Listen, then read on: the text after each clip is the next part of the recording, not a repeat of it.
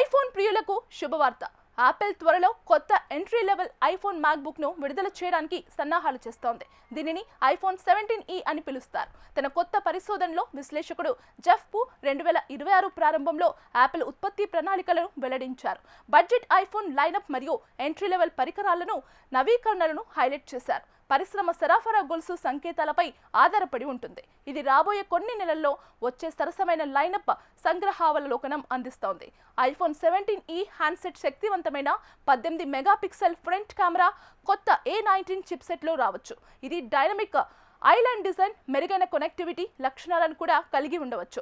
ఇది యాపిల్ అత్యంత సరసమైన కానీ ఫీచర్ రిచ్ స్మార్ట్ ఫోన్ గా మారుతుంది.